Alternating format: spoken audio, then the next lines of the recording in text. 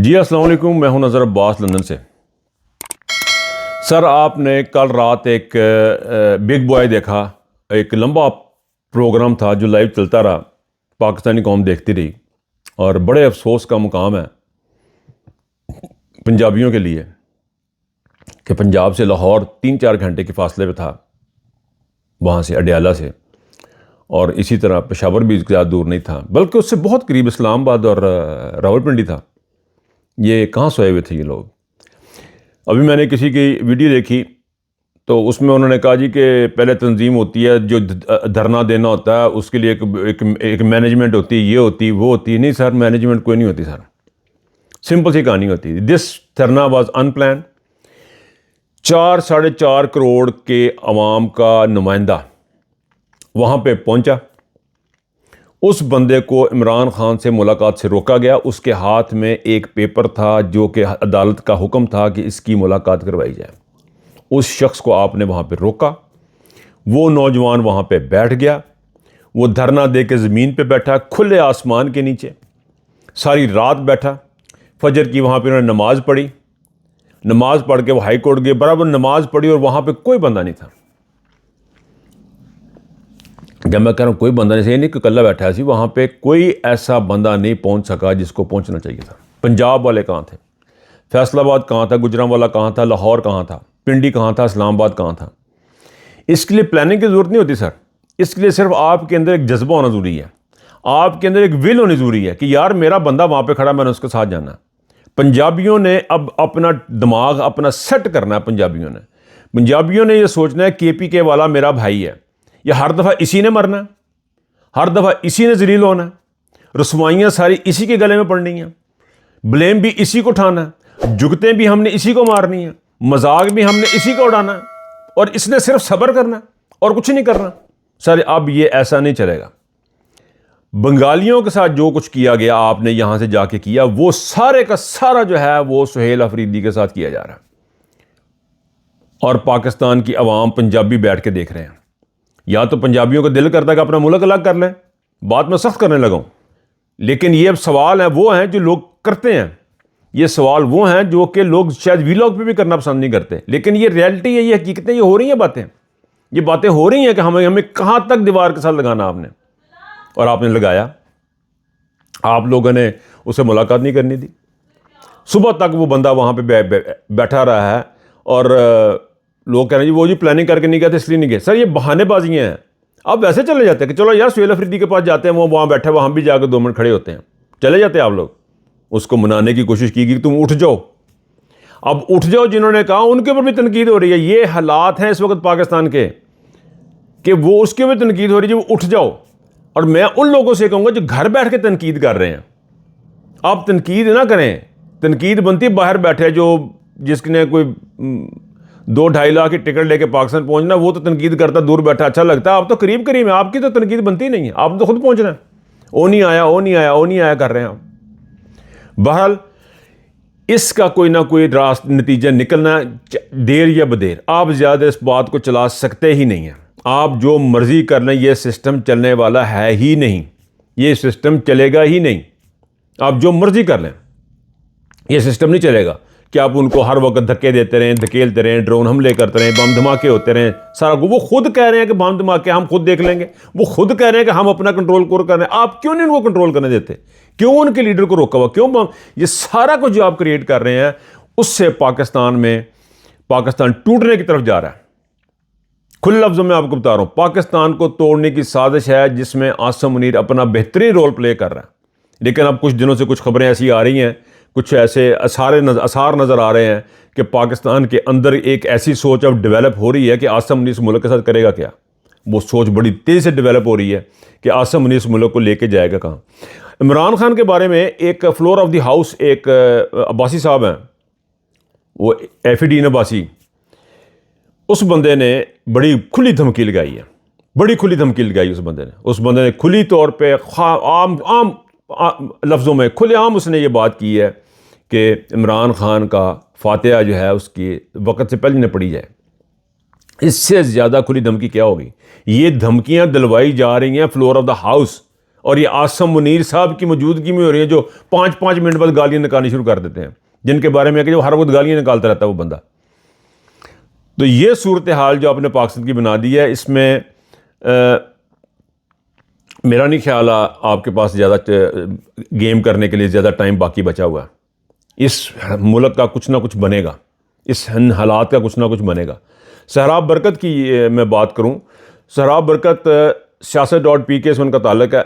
Very nice gentleman, बड़ा खूबसूरत journalist, बड़ा जवान जर्नलिस्ट। एंड मेरा चंद एक जो मुझे बहुत अच्छे लगते थे जर्नलिस्ट, उनमें से एक जर्नलिस्ट था वो बंदा सहराब बरकत, उसको अगवा किया गया। उसके लिए प्रोटेस्ट है मैनचेस्टर में। तो जो गिरदनवा में रहने वाले लोग हैं इसके मैनचेस्टर के, वो प्लीज़ वहाँ पे ज़रूर पहुँचे। जो कम्युनिटी है वो भी वहाँ पे ज़रूर पहुँचे। इर्द गिर्द की जो कश्मीरी कम्युनिटी वो भी वहाँ पे जो जा सकते हैं वो ज़रूर जाएँ। ये बड़ा इंपॉर्टेंट है। ये हम सिर्फ आवाज़ उठा सकते हैं। और मेरी ये रिक्वेस्ट होगी तमाम लोगों से कि बरतानिया के जो अदारे हैं उनको भी ये बात बताई जाए। बरतानिया में जो लोग रह रहे हैं, जो हुकूमती अदारे हैं बरतानिया के, ह्यूमन राइट्स के जो अदारे हैं, उन तक भी ये बात पहुंचाई जाए कि पाकिस्तान में सहाफ़ियों के लिए इस वक्त हालात किस किस्म के बन चुके हुए हैं और क्या सूरत हाल बनी हुई है पाकिस्तान में, ये बताना बहुत ज़रूरी है। मुनीब फ़ारूक साहब ने एक स्टेटमेंट दी, उसमें कह रहे हैं कि इमरान खान जैसा इस्टेब्लिशमेंट को कभी तगड़ा सियासतदान नहीं मिला और इससे ज़्यादा तगड़ी कभी इस्टेब्लिशमेंट भी नहीं मिली। ये मुझे समझ नहीं आती इस बंदे की, आप कैसे ये बातें कर लेते हैं, कैसे आप ये बातें कर लेते हैं। यानी कोई मुकाबला है एक सियासतदान का और एक फौजी इदारे का। मुल्क किसने चलाना है? इनका मुकाबला तो बनता नहीं। वो तगड़े क्यों तगड़े हैं? वो क्यों वो इतने ताकतवर हैं? क्यों वो इतने तगड़े हैं कि पाकिस्तान के स्याह और सफ़ेद के एक बंदा मालिक बन जाता है? ये खौफज़दा, इससे ज़्यादा खौफज़दा इस्टेब्लिशमेंट कभी पाकिस्तान की तारीख में नहीं आई।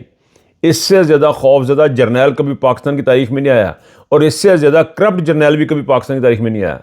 यानी आप देखें कि यही वो शख्स है जिस बंदे ने इसकी ज़हनी हालत का अंदाज़ा करें, इसके किरदार का अंदाज़ा करें कि यही वो शख्स है जिसने नवाज शरीफ का अकामा ला के दिया, बैंक स्टेटमेंट ला के दी, वॉल्यूम 10 क्रिएट किया, इसके ऊपर सारे पर्चे किए, इसको निकाल के बाहर भिजवाया, फिर वापस इसी के ज़रिए फिर वो वापस आके दोबारा से अपने आप को चीफ ऑफ, इसके भाई ने चीफ ऑफ वो बनाया, चीफ बनाया इसको फील्ड मार्शल।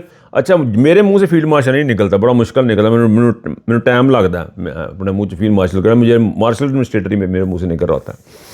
तो ये वो शख्स है आसम मुनीर, पाकिस्तान की तारीख का वो शख्स है। उसके बारे में मुनीब साहब उसको ग्लोरीफाई करते हैं। मुझे नहीं समझ आती कि हम ये क्यों ग्लोरीफाई कर रहे हैं, एक अदारे को क्यों ऐसे ग्लोरीफाई कर रहे हैं। और इस अदारे में अंदर जो बैठे हुए लोग हैं कि इनके पास शर्म नाम की कोई चीज़ नहीं है।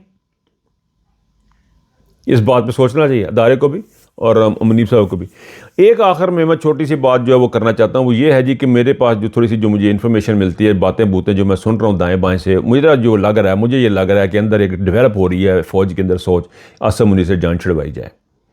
और आसम मुनीर से जान छुड़वाने वाली जो सोच है वही लग रहा है कि बाहर जब दुनिया सारी में जिस वक्त एक लहर चली ओवरसीज़ पाकिस्तानियों की, OPF ओवरसीज़ पाकिस्तानी फाउंडेशन की, वो जो है वो लहर जो है वो अब उबर के सामने आ रही है और उसके पीछे OPF वालों को भी लगा दिया गया है। ओवरसीज़ पाकिस्तानी कमर साहब जो वो भी पीछे लगे हुए और सारे परेशान है कि ये हो क्या रहा है। लेकिन मुझे ये लग रहा है कि ये सोच OPF जो है वो डायरेक्टली काम कर रही है आसम मुनीर के लिए।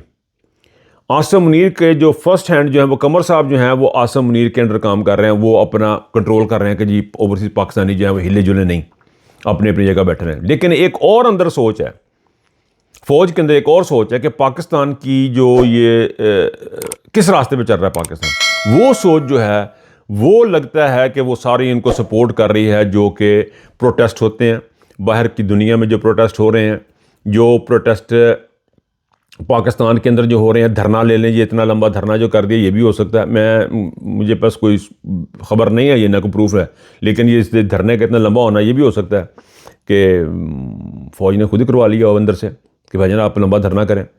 और ये भी हो सकता है कि अंदर से कोई ऐसी चीज़ें चल रही हैं कि जिनको लग रहा है कि आसम मुनीर जो है इस मुल्क को बर्बाद कर देगा, कोई पॉजिटिव सोच अंदर डेवलप हो रही है, तो वो भी हो सकता है। तो ये सारी चीज़ें पॉसिबिलिटीज़ हैं क्योंकि मुझे जो लग रहा है, मुझे ये वाज़ेह तौर पे नज़र आ रहा है कि पाकिस्तान के फ़ौज के अंदर एक सोच ऐसी डेवलप कर चुकी है कि आसिम मुनीर से जान छुड़वाना बहुत ज़रूरी है। आसिम मुनीर को यहाँ से निकालना बहुत ज़रूरी है। ये बहुत ही इंपॉर्टेंट है कि आसिम मुनीर को यहाँ से निकाला जाए। और वो जो सोच है वो अब डील करने की कोशिश कर रही है शहबाज शरीफ, नवाज शरीफ के साथ। वो जो सोच है वो इनको कन्विंस करने के चक्कर में है, वो अंदर उनके, क्योंकि वो खुल के कुछ नहीं कर सकते। लेकिन मेरी असेसमेंट ये है कि जो पॉजिटिव सोच है, जो पाकिस्तान को आगे लेके जाना चाहती है, वो कोशिश कर रही है कि इनको समझाएं कि भाईजान ये आपका दुश्मन है आसिम मुनीर, ये आपको पहले से निकाला, फिर आपको इसने बाजू मरोड़ के अपने काम करवा लिए, अब ये फिर आपको बाजू मरोड़ के कुछ और करेगा। और ये भी हो सकता है कि आप लोगों को निकाल के कुछ और करे। यानी वो सारी गेमें ऐसी करेगा कि पाकिस्तान कहीं भी ना खड़ा हो। इसमें देखें, सारी गेम जो मैंने इतनी सारी लंबी बात की, इसमें पाकिस्तान क्या भलाई है? कोई भलाई नहीं इसमें पाकिस्तान की। पाकिस्तान का तो उसमें कोई फ़ायदा है नहीं। ये सिर्फ आसिम मुनीर है और इन लोगों के फ़ायदे शहबाज शरीफ, नवाज शरीफ। लेकिन ये जो पॉजिटिव सोच है वो कन्विंस करने की कोशिश कर रही है इनको कि भाईजान इससे ज़रा थोड़ा सा पीछे की हुआ जाए, जो भी उनकी प्लानिंग है। लेकिन ये मुझे कन्फर्म हो रहा है, मेरी असेसमेंट है कि पाकिस्तान की फ़ौज के अंदर एक पॉजिटिव जो है वो एक सोच डेवलप कर रही है बड़ी तेज़ी के साथ कि आसिम मुनीर से जान छुड़वानी बहुत ज़रूरी है। इसी चीज़ के साथ मैं इजाज़त चाहूँगा। अपना बहुत ख्याल रखिएगा।